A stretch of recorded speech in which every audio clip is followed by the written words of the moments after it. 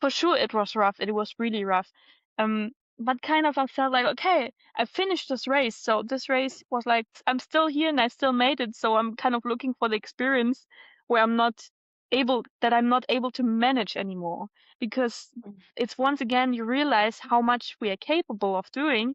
And yeah, that might sound like a typical calendar phrase, but it's like we are so much more capable of doing that than we think because we are in our everyday life in such a comfort zone. Welcome to the Blue Rose Podcast. I'm your host, Becca Blue Rose, a runner, storyteller, and believer in creating a life that feels like your own. Some weeks it's just you and me, and other weeks I'm joined by women who are chasing their own version of a bold, unapologetic life. Together we explore what it really means to take risks and trust your own path. Today on the podcast, I'm talking with Carlotta, a 20-year-old ultra cyclist who's completed the Triple Crown of mountain races, including the Silk Road, Atlas, and Hellenic mountain races, and is currently cycling her way to Taiwan. Carlotta doesn't just show up to race start lines, she rides to them. In this conversation, we talk about ultracycling, travel, confidence, and what it means to trust that everything will work out. Carlotta truly believes that the only limits are the ones that you accept, and she encourages others to trust that process too, even when the road is long and unknown. Please welcome Carlotta to the show. My name is Carlotta, or probably most people know me as Lottie. I'm 20 years old and I'm currently here in China, and I cycled here, and this year I did the mountain race Triple Crown, so Atlas mountain race, Hellenic mountain race, and Silk Road mountain race. And I'm still traveling, so I travel to all start lines mainly by bike. And I'm currently still here in China and enjoying my life. Yeah, and I'm currently in my second gap year, so my plan is still to explore some like Vietnam, Malaysia, Laos, Thailand. Let's see. I don't have any proper plans, but yeah. I love this for you. So the 3 races that you did, so for people listening, I know that you've probably gone on a few cycling podcasts. This is just simply not a cycling podcast. This is like, women are doing awesome things. So if you've ever wanted to talk about anything but cycling, you could totally do that here. But I also want to talk about cycling because, obviously you've been cycling since like, what, like January, just like nonstop? Yeah, basically.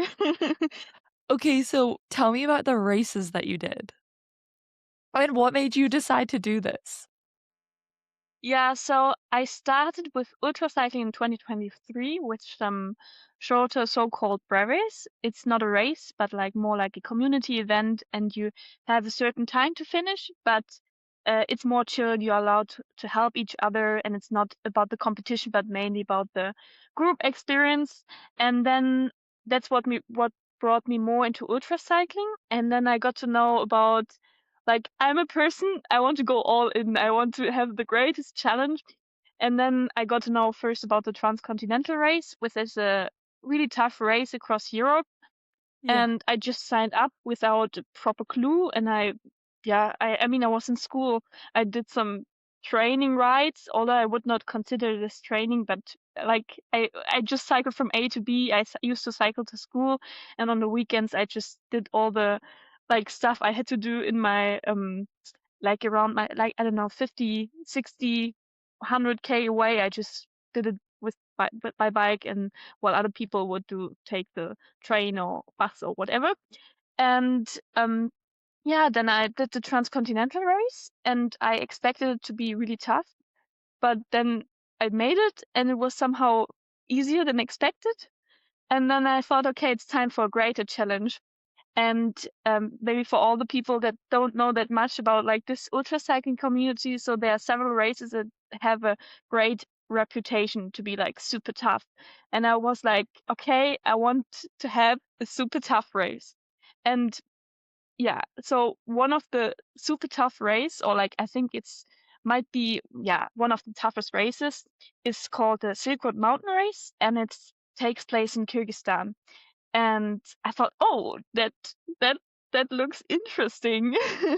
Mhm. And yeah, and then I was like, it was 1 year ago when I signed up, And at that time, I was just working to get some money, and I was planning to cycle to actually here to Hong Kong to visit this. I'm currently staying with my father's friend, and um plan to stay with her because I did not know what to do. So I planned to do a cycling trip.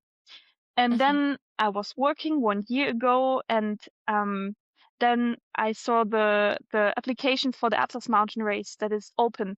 So I was like, that might be a good training. And so I signed up, and I realized, okay, I can also take my time and just cycle there. So I took my bike, went off in January, cycled to Morocco, did the Atlas Mountain Race, and then on my way back, I did some sightseeing on the Canaries. Did also went back to Germany, mainly by bike as well, and then I did some other road races, but yeah, like shorter, long distance races. And Mhm. then in May, I set off again, and yeah, because so I signed up for the Atlas Mountain Race. And 2 weeks later, I signed up for Silk Road. And then I was told, you might not be experienced enough by the organizer because, I mean, yeah, I'm a 19-year-old kiddo with not that much experience that just Mhm. thinks, okay, I can do it. So with a reason. And the organizer gave me their okay after the Atlas Mountain Race. And then I got to know about the Hellenic mountain race. So there's like the third mountain race. These races are all by the same organizer. And I got to know about this race, and I thought, might fit into my timetable. So then I just left to Greece and raced the Hellenic mountain race, and then I continued my way to Kyrgyzstan, so by bike, and did the Silk Road, and yeah, worked out pretty well. And yeah, now then I just continued further, and now I'm here in Hong Kong. You know, it's so funny that you said that you found out about the transcontinental race because, as I said, you know, I talked to Quinda, I talked to Valentina, I just talked to Sammy too, and, I'm talking to all these bike packers. I've had, like, Kara Folkerts and Megan Hakkinen on before, and I was like, should I sign up for this transcon? Because I just saw the applications are live, and I was like, "Should I sign up for this?" Literally last night when I was, like, researching you, I was like, "I should sign up for this." And I'm not a biker, like, I'm an ultra runner, but I was like, I can do it." So it's good to know that you also had that same mindset of, like, "I don't know anything, and I'm gonna also maybe do this." But it's awesome to see, like, your plans kind of just, like, unfold like that in a very natural way, and most people don't bike to the start line, do they? They probably, like, take a bus or No, a train or a plane. yeah, no, but for me, it's like, so for example, Morocco, or Mhm. generally, for me, it feels wrong to take the plane to go for a bike ride because, I mean, we go to Morocco because we appreciate the landscape, and then like it's kind of the environmental aspect and the emission aspect that doesn't feel right to me. And then I feel like, okay, if I spend, I don't know, 2 or 3 days in a train, why don't shouldn't I invest more time to just see more on the way? And now I feel like everyone who's taking a train or a plane, they miss so much. Like it was such a great experience when I cycled to Morocco, and oh, it was so great. And I was just also like, when I think about these races, so you fly to the start line, and then you might be in a busy timetable because you work full time and you have, like, I don't know, your 1 or 2 week holiday, and then you're there, and then you're like, okay, build up the bike, do the race, you're like racing, and then yeah, you kind of stressed. And I think that's a bit a pity because, it's kind of this consumption. Like, you just want to pick the best, you want a beautiful landscape, you don't have that much time, and you're not like, you don't want to take more time because either you do it or you don't. But Mm. I mean, it's also a privilege to that I have the time and I have the possibility of doing that. And I absolutely understand that not everyone has this. But yeah, I had the time of my life. But also like if you race and maybe you have an issue, maybe you get sick also, and then you cannot finish the race, or like, or I don't know, it's not about finishing, but you have not really a nice experience. And then I think it's just a pity for like everything that you did for it. Like it's, I mean, it's a great investment, such a race, and you have just so much more if you, I don't know, like experience the way in a different, if in a different kind, like because normally if you take a plane or a train, probably most people associate with a stressful time. But I had the time of my life, and I was well trained as well. That is such a unique take on that because I right, like I said, I ultra run and it is true that like you do just kind of like go to the race, you do the race, and then you leave, but then you also have the like the potential that the race won't go the way that you wanted it to. So you did this whole training block and this whole thing and you expected it to go really well, but it's like if you take if you allow yourself time on both ends, it's like, well, no matter what, it's an amazing experience and you make it an amazing experience because when you're cycling to and from, like you're not racing, like it's just you and the landscape. So I love that. But do you give yourself like a break? Do you take a day off? Actually, so I think I had like 19 days, Mhm, or I took myself like I have 19 days to do it, but then I arrived one day earlier, and mhm, I t took one break day, and I'm really yeah, I don't know. I want to do well, and for me, it gives me a good feeling when I reach the 200K like a day. But it was like in first, it was really challenging because I started in Germany in January, and was my bottle was just freezing. Like I could not drink because everything was just ice. And then I yeah. did like my 200K every day, and then I was quite like I just did it out of, yeah, I think, yeah. And then but then I took one break day in Spain on an orange at an orange plantation. It was so nice. It was definitely the right decision. But Yeah. yeah, I think that's something I can also learn for myself, that really, I think I can be much faster because I used to spend a lot of time on the bike itself, but I'm not that fast. But I mean, I used to spend like then 10, 11 hours per day for the 17 days or even longer, because my average speed was not that high. Mhm. And I covered a lot of distance, but I think, yeah, it could be nicer, for example, to stay for a longer time with my warm shower hosts, because I didn't want to leave them. And then it was okay, I was late. I used warm showers, which is like a hosting app, quite a lot. It works really well in Spain and France, and I can really recommend it. And it was so nice to have, I had like a host almost every night. So I was like super Mhm. excited and was like, okay, now I'll go there, now I'll go there. So I had my plan, okay. And in the morning I was like, okay, I can do that, I can do 200K. And I was like, then I had to do because they were waiting for me. So that also helped a lot.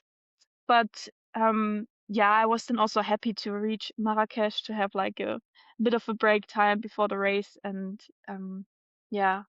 Do you have a favorite place that you've been? Or, like, a country that you think is, like, people don't normally go there, but you're like, "This is incredible?" I like there was just this. It was so great when I reached the Mediterranean Sea, and it was like in France. Like I really loved the Pyrenees area.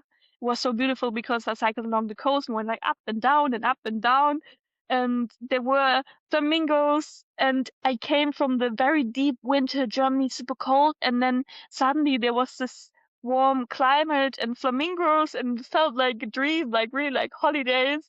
And then yeah, you reach like kind of Barcelona, and then there are like these beautiful coast roads. And yeah, I think like this area, like the border area between France and Spain, was really my highlight. I love that. So, you're 20, you started riding your bike, like, racing wise well, not racing. This year, you were 19 when you kinda started this whole journey. What's it like being that young and being a female in the bikepacking space? Or the cycling space in general? Yeah, yeah, for sure. Like, um, I remember like I'm a really relaxed person, so I'm just like really chill. I'm like, okay, do their thing. But yeah, that's totally true. Like first, when I also did my first event, like in the first breweries, it was like mainly men in my father's age. But they were all super kind and super Yeah. supportive and super nice. They were like super excited to see a young girl there, and they were like, "Yeah, nice."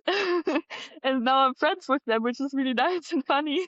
But for sure, I mean, when for example, when I was at the start line of the transcontinental race, I shared an Airbnb with a random guy because I contacted some people before on WhatsApp whether I can uh, drive with them to the start line, like I don't know, with the car, and then I just contacted all German numbers, and then I stayed with him, and then I made myself a bike bag for the front, and it was not really aerodynamic. And I remember him being like, okay, and you have this bag, but it's like he was criticizing me because it was not aerodynamic, and yeah, it was like talking about headwinds and being like, you had the feeling, okay, he feels really good, and I was like, yeah, but I was really relaxed, and I just had that moment when later, like, um I think after 4 days in the race, I met him in the evening and he was standing in front of the hotel.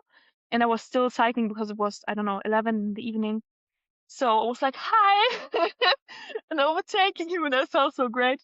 And later, he didn't make it to the first checkpoint, even like to the first checkpoint in Slovenia. So the race started in France. So it Mhm. was like just once again, it showed me, yeah, I think generally my parents they raised me quite like that chill, and I'm like, okay, really, um I have a lot of trust in myself, but seeing, for example, like generally with everyone, I feel really connected, or like with most of the people, really connected. But if there's a woman, I feel always connected to this, and it's so great. It's such a highlight. And yeah, I mean, generally, hope that they are coming. It's coming. You should really do transcontinental race. Really, I think you will do great and you will do well, and that's not a problem. Like you definitely have the I don't know skills anything for it. about bikes. Doesn't matter. Doesn't matter. You don't need to. But, like, what if your bike breaks down and then I didn't is there, like, a hike-a-bike in that race? No, like it's not that Okay, it's not as rough as like it will be fine, trust me. okay, And especially like I mean also like I for example at the Trans oh no we're skipping a bit the topic, but I was in okay. Bosnia and I had like the situation that my route planning, I don't really have route. I'm not a planner, I'm just like I do my things and I'm really spontaneous, and I'm like, Yep. okay, I'm not 100% sure whether my route is nice, but I go this way anyway. That's my route. And then I ended up in a little like on a lost track, and yeah, then I got a flat tire, and then I fixed it, and then like 20 minutes later, I got a flat tire again, and then like it was like really in the woods. There was like muddy way. There was nobody else there, and I just saw some signs of like danger because of some mines from Mhm. like the war there, and they were like, oh, don't leave the way, and I was like, this is not even a way, but okay. And then I got another flat tire, and it was in the middle of the forest, and it was like already like I don't know, it was like already around like 7 or 8, and was like, oh, what am I supposed to do here if it gets dark and there are bears and there might be wolves? And like and Yeah, then I just okay relaxed, fixed the tire, and then like 20 minutes later I was out and I entered the village, and then everything was good again. You will yeah, definitely face the situation, but um you will manage it. Like it's just yeah. calm, eat something. Food is the most important things. Yeah. Yeah. Yeah, that's true. Most of my experiences when I'm like, "I can't think straight," it's 'cause I'm like, "Have you eaten recently?" That keeps up the spirit. Yeah, yeah. Well, that's awesome to hear though, and, I have heard that, yeah, there are some more women, like, starting to enter these spaces, but for women, I guess kind of like you just told me, like, for someone that's like, "I wanna" right? Like, 'cause I think that, like, arguably and this probably, like, it maybe isn't even, like, fair of me to say, but I feel like some people are like, "Well, you're 19, like, you're in college, it's easy to take a year or 2 off and just decide to go biking," right? What about, like, I guess what gives you that confidence to just be like, "I'm just gonna go do this and see what happens," with absolutely no plan? Or, right, like, for someone that is, like they, like, want to do something, like, scary or really hard, but they're afraid. Like, what would you say to them? Yeah, I have to say, like, I mean, every time when I'm at home, I feel like, oh, I don't want to leave. I'm a bit afraid. I'm not a bit like not afraid. I'm kind of excited and nervous and not like I mean, it's out of the so-called yeah, like the comfort zone. Yeah. It's yeah, you have to you will face challenging situations, but I think it's somehow also the experience and like that showed me okay, everything works out and I think I'm just really optimistic person and might like some people might call it like naive that I'm like, okay, everything will be fine at some point. And what helped me a lot, for example, when I cycled to Morocco, was that for example, at my first night I stayed with a friend that um I got to know her from at the transcontinental race. So Mhm. yeah, that was really nice. And then the next day I got a warm shower hose. So I knew, okay, at the end of the day I will be there and it will be okay, like it will be fine. And then step by step I got more trust and then I also slept outside and the more you do it, the more yeah, you get used to it and the more it's fine. And right now for me it's not a big deal and I'm so used to it and I sometimes I don't really care whether I get seen and I'm often more in the like I heard from other people that are like trying to hide their tent and I'm Mm, more like okay I'm here I don't care because you probably like um travel like as you said like the traveling solo as a woman I feel more like no you probably would not expect me to be here so I can just pretend I'm a man and you don't expect me to be here or you if you see a tent, for example, with a bicycle, then you mhm. would not expect me to be there, but like a confident, I don't know, guy who is like, ah, this is my camping place. And I kind of Act use as that. if. Yeah. But I mean, I have to say that I also had made like I mean I had to face some situations in Turkey with like some people and some sexual harassment, like but only talking, not like physical. And but all in all, I mean, I'm lucky that I didn't have any physical encounters. And that was Mhm, also, I mean, I also have met a friend in Turkey. And she's also like same age and also on her way with the bike. And she gained different experience. And I mean, I'm also privileged that I didn't have these bad encounters like in such a. So I do have the confidence to be like, yeah, yeah, come, and I'll fight you.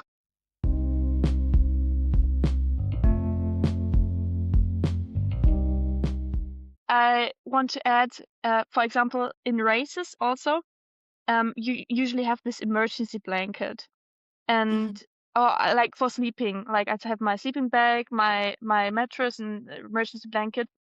And then I feel like I'm often more afraid that people see me not because they see me, but they because they call ambulance or anything to be like ah, and I just want to sleep. That's more Oh. often my fear. People might be more like they want to avoid that strange thing in the emergency blanket. So, but yeah, back kind of the same aspect from like okay, I'm here, I'm not afraid, I'm a bit strange, so don't come to me. Um, yeah, first time I slept outside. Well, it's a bit difficult to say because I also used to be with the scouts and therefore I'm kind of used to I don't know in a tent. But I mean, as a group, it's different. But I think I did like kind of a training ride for the Transcontinental. So Mm. did like the first or like a part of the distance that through Germany, Austria, and Slovenia. And then I don't know, I just heard from people that do it like this, so I just took an emergency blanket, took a sleeping bag and a mattress, and then I was just like I cycled from my hometown, which is in the south of Germany, just along the route, and then I was like to the border to Austria, like in the evening, and yeah, then I was like, okay, I'm getting tired. Okay, I'm looking for a good place. And I was looking around, and then there was a house, and I was like, okay, shall I go next to the house? And there was a bush next to the house. So I I put my mattress next to the bush, and yeah, it was a bit strange because then he heard some knack knack from the bush. It was like, ah, there's probably like a little mouse or I don't know, bird, and you're like, ah, what is going on here? I'm getting Yeah. eaten by a big monster. And then I'm like, at some point I'm like, okay, okay, then I will get eaten by this big monster. I don't care anymore. Should Oh my this big god. monster shall come and eat me? And then I had a really bad night because I was also super cold because it was a bit windy. And I got up at 3 in the morning because I thought you're supposed to do that. And then I just continued. But yeah, right now, what really helped me, the second night, I got like earplugs that I put into my ears to not hear anymore. Because I think the greatest impact is if you're afraid and it's dark, it's mainly because you hear something strange. And then if you Mm. have like the earplugs in, you like just can sleep really chill and you don't have to care about these knack knack knack. Yeah. Oh, I think that would be the hardest part for me is the alone at night and sleeping Mm. outside. And then also the route planning because 'cause I'm also like you and I'm like, "Oh, yeah, like, it's fine. I'm just gonna go and see where I end up." But when you're doing these races, are you allowed to use warm showers, or is that just on your own personal? Like, you're not allowed to do that when you're racing? Generally not. It depends on the Okay. race, but in most of the races you're not allowed. I think you're not allowed. I mean, you can. I've never asked the organizer, but I think this is. I would not be allowed to, for example, if I get. I mean, it's different. So in the mountain race, like the mountain race, like the off-road races, which I did this year, there you are allowed to accept invitations by locals. But Mm. for example, at the Transcontinental race, I think that's the race with the most strict rules. Mm. And there you are not allowed to accept invitations like this because it's kind of a help. And then therefore I think you're also not allowed to use warm showers because, you know, already if there's a person cooking something for you or yeah, it's difficult, but I would not do it, which is a bit Okay. of pity, but yeah. And then are a lot of these races, like, you're not all on the same route? Like, you make your own route, but there's, like, specifications? Well, it depends on the race. So there's like fixed route races, which are the mountain Mhm. races, but Okay. the Transcontinental, for example, is a free route event, and you have like checkpoints and parcours, and the parcours are like sections that everybody um has to put into the route. But Okay. I mean, in some situations, it just makes sense to take this road or that road, and um yeah, then but Okay. I personally prefer the fixed route because then I don't need to care about that and I don't curse myself for like, oh, I should have invested more time. And yeah, it's like it focuses more on the beauty of the course and not about the how quick it's like, because if you do like free route, it's mainly about how can I go from point A to point B as fast as possible. Mhm. Okay. How do you keep the joy the spark when like, these races are really hard. I read about your incident in was it this I don't know which mountain race it was, but the river crossing where you fell in and it was, like, freezing cold, and I was just like, "That is that is just terrible." Like, I just imagine like, you said you were crying, and I was like, I would also just cry in that moment, so Yeah, it was definitely hard, but I mean, I was happy when the sun came up, and it could be much worse if I was there during the night. And I mean, it wasn't the very like the at 6 or so, or like 6:30, so it was like freezing cold. The sun was not there yet. Um, like really, I fell into the river, and then there was this other guy, and it was not a nice situation. I first wanted to continue, and he was like, no, stay there, stay there. I was like, I can't, because the night before I also had like a bit like a traumatic incident, because the night before, so maybe so there was a hike in the Silk Road, 30 Mhm. kilometers, where you have to push your bike or carry your bike. And I arrived there at like in the evening, did the first river crossing, and then I wanted to continue into the night.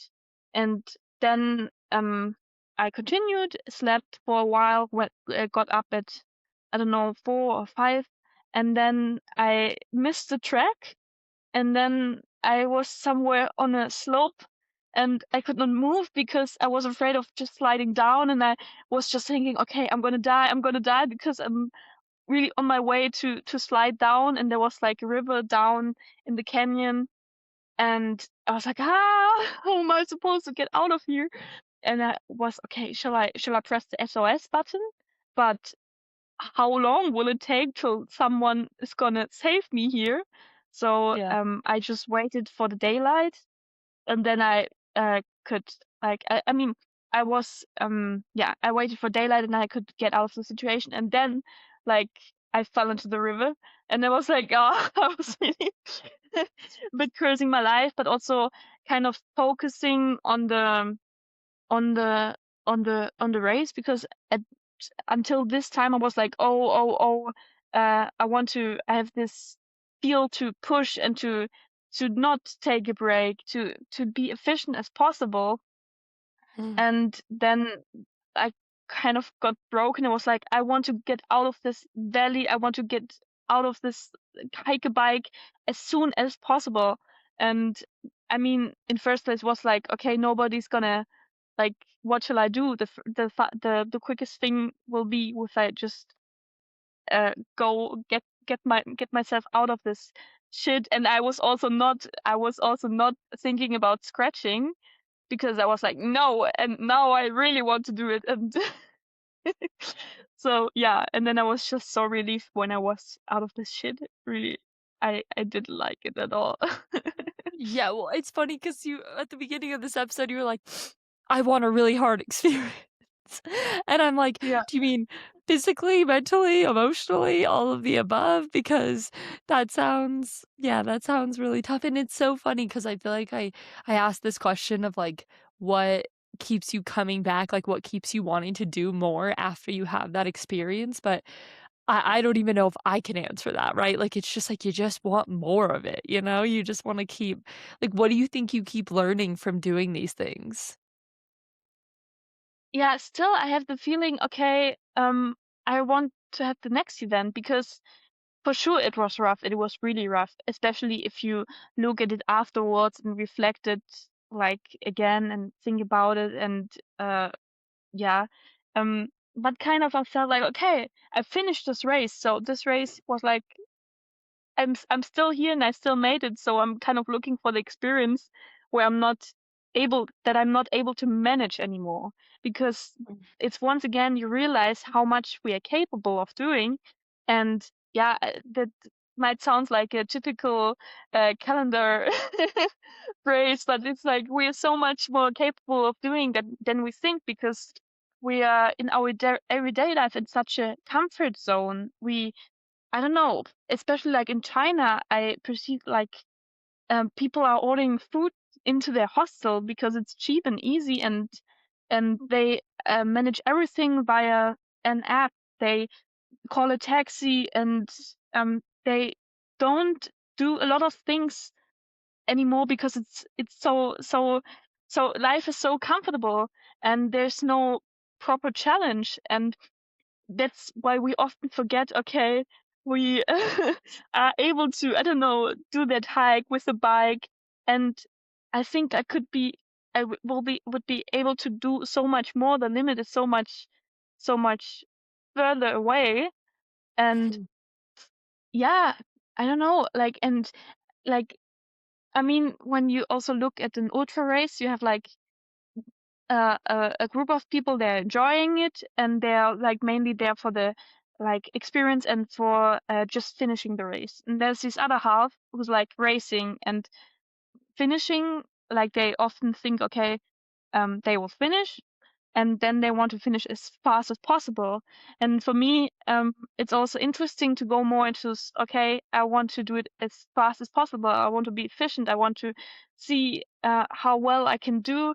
And I was also really surprised that because I haven't done any, like I have never been in a cycling group. I've never did any professional coaching, training, whatever. I just rode my bike to school for yeah, I've rode my bike to school for like 5 years, and there was Mhm. like a little hill, and that's it. And then I got kind of the basement fitness, and I mean, now that I'm cycling more, for sure I have better training. But I was also surprised that um you don't need that much training to be good.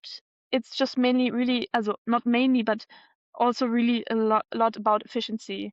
And to go more into this, like, also you can go into like this whole kind of gear thing, and uh nutrition. Yeah. These are like, you can improve yourself, and I think that makes it so interesting to try out, to test out things, and to test strategies. And yeah, and now it's more about exploring this kind of racing, and more about like racing, and less like more um the athlete and less the adventure side of these races. Mhm. How often are you eating on the bike when you're biking for 10 hours a day? Often, like Yeah, every like time, all the or time. on the bike, like rarely stop for eating actually. Okay. I just go into a supermarket. For example, in Spain was great because you have like tortilla, like so great, potatoes and eggs, perfect combination. And then I Mhm. just have usually I used to have like a big front bag where I put like all my snacks to have them like right available. So yeah, I just eat all the time on the bike. And then I mean, I used to have some breakfast, and then I have the snacks for the for the ride, and then afterwards I have like a big dinner. That's how I usually do it. But it's like mainly snacking, and less like one meal and then another meal, Mhm. like all the time.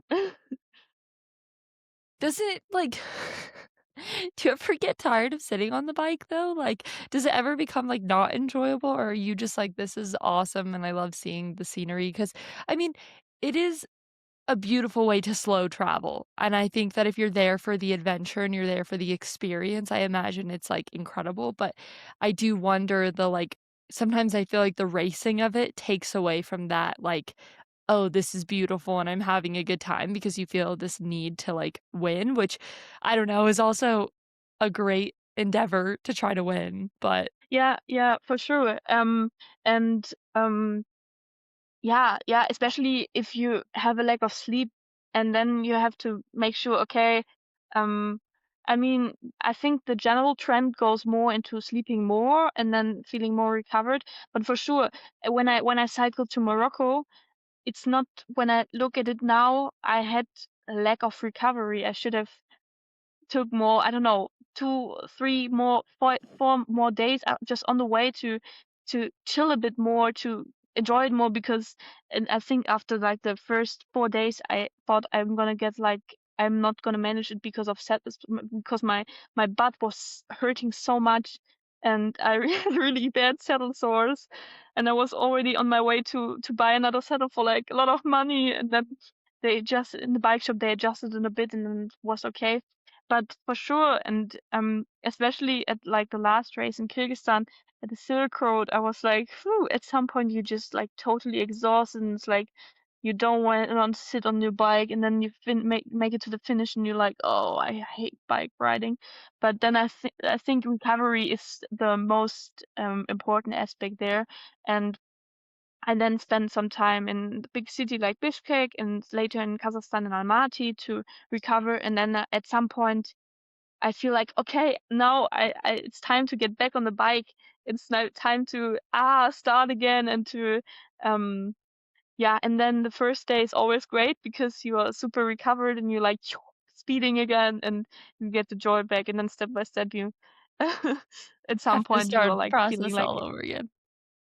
yeah, another recovery day. But yeah, it was also yeah, sometimes I'm also a bit annoyed, if you have the touring bike, you have like all the luggage and then you want to climb a mountain and then sometimes I think, okay, this would be so nice just to do on a road bike without any Yeah. luggage and you're like, like it takes forever and but yeah, at the same time, it's also great if you then switch to a road bike and you actually feel like I mean I had that experience now once in I did like a little cycling. I was part of a little cycling festival in China, and Mhm. there I switched to a road bike for a little stage race, and it was great. Suddenly I was flying and I had such good average speed. It was like, wow.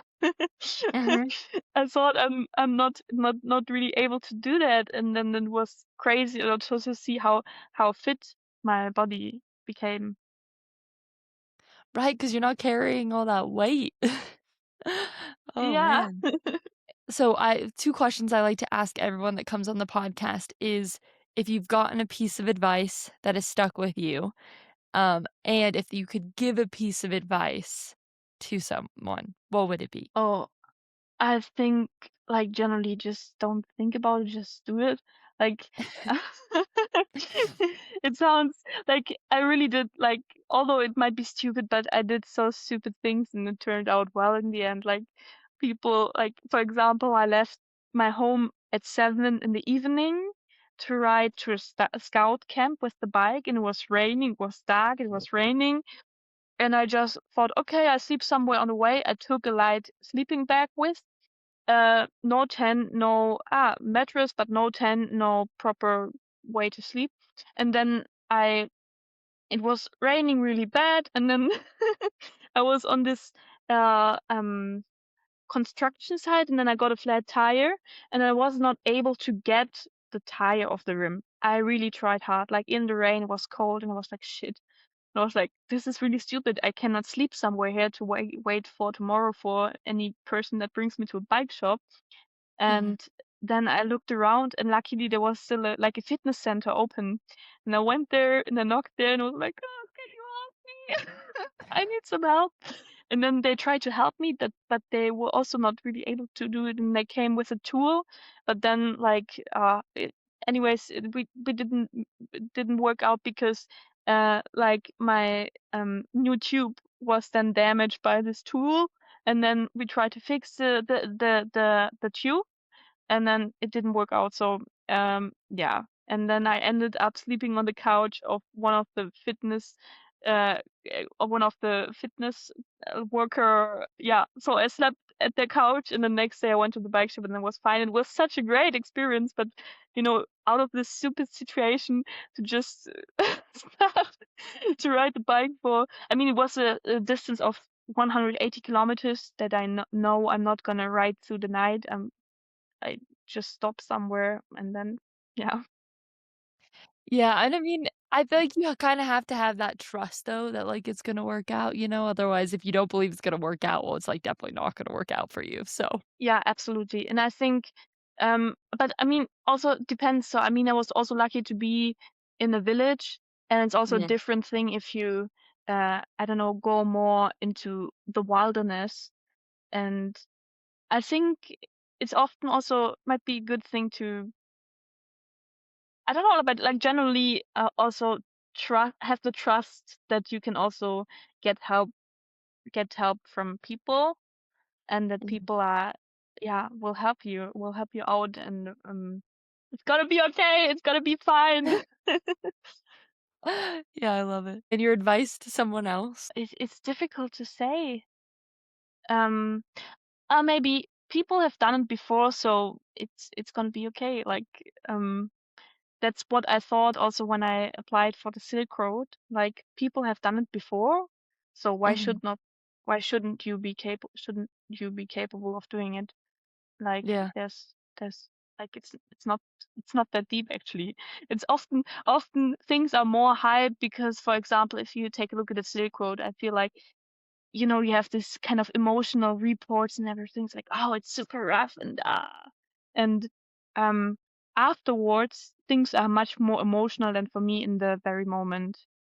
Like, in the very Mhm. moment, I'm just looking for a solution, and I'm just really rational, and I'm like, okay, now I need to do that. I need to stay warm. Maybe also what I learned is that, like, doing something like a constant, the power of the consistency is really the greatest power.